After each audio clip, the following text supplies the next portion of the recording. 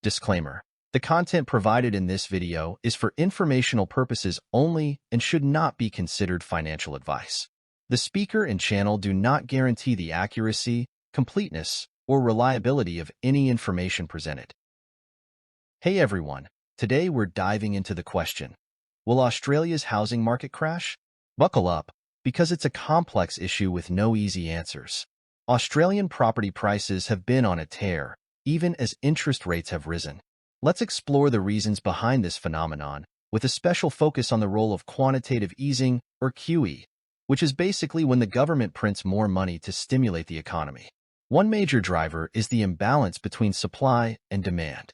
Australia's population is booming, thanks to returning citizens and a surge in immigration. This puts a strain on available housing, especially in big cities. To make matters worse, there have been delays in construction and a drop in new building approvals, further squeezing the supply and pushing prices up. QE has also played a big part. By injecting cash into the economy, it's inflated asset prices, including property.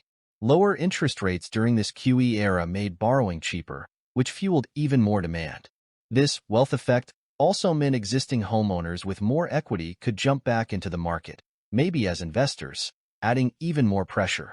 But wait, there's more to the story. Let's switch gears and talk about how all this money printing has played out on a global scale. In the wake of the 2008 financial crisis and COVID-19, central banks around the world went on a QE spree. While it was meant to be a temporary fix, the long-term effects are starting to show, with rising inflation, housing bubbles, and a worsening rental crisis. Inflation is all about the value of money going down. When there's more money chasing the same amount of stuff, prices go up. This hurts people on fixed incomes the most, as everyday essentials like groceries and utilities become more expensive, forcing tough choices. QE's impact goes beyond everyday goods. All that cheap money flowed into things like real estate. Combine that with low interest rates making borrowing more attractive, and you get home prices reaching unsustainable levels. This has created a housing bubble, where prices are way out of whack with reality. If the economy takes a downturn, this bubble could burst, leading to financial hardship for homeowners and a domino effect on the broader economy. The housing bubble also directly impacts renters. As home prices become more out of reach, people are forced to stay renters. This surge in demand, combined with a limited supply of rentals, creates a perfect storm. Rents skyrocket, pushing many low and middle-income earners towards housing insecurity. Now, inflation isn't just bad for individuals, it's also damaging the economy as a whole. Businesses are getting hit with a double whammy. Rising costs due to inflation eating into their profits, and potentially stagnant consumer spending because people's budgets are tight. This uncertainty can lead to businesses being hesitant to invest, which further slows down economic activity and productivity. This explains why we've seen a drop in building approvals and builders going bankrupt. So, what can be done? Central banks are tasked with keeping prices stable, which is crucial for a healthy economy. But their tools to fight inflation come with a price. Raising interest rates, the traditional weapon against inflation, can slow down economic growth or even trigger a recession. It's a tough balancing act. Looking at the bigger picture, a global recession seems more and more likely.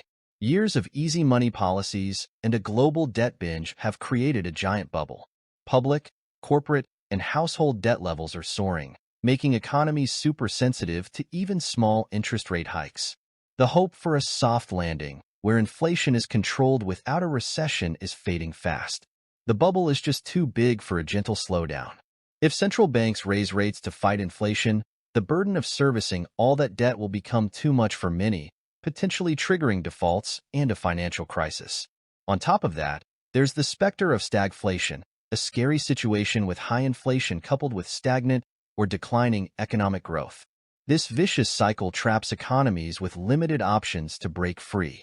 The era of quantitative easing, where central banks pumped money into the economy, seems to be ending. While it helped in the short term, it's also fueled asset bubbles and made inflation worse. With debt levels at unsustainable highs, central banks can't keep printing money. This shift marks a new era in monetary policy, one that will require a more nuanced approach to managing inflation and promoting economic growth. The road ahead won't be easy. Governments will need to be fiscally responsible, implement targeted stimulus measures, and focus on long-term growth strategies to weather the coming storm. A global recession looks unavoidable. The era of easy money is over and a new chapter in.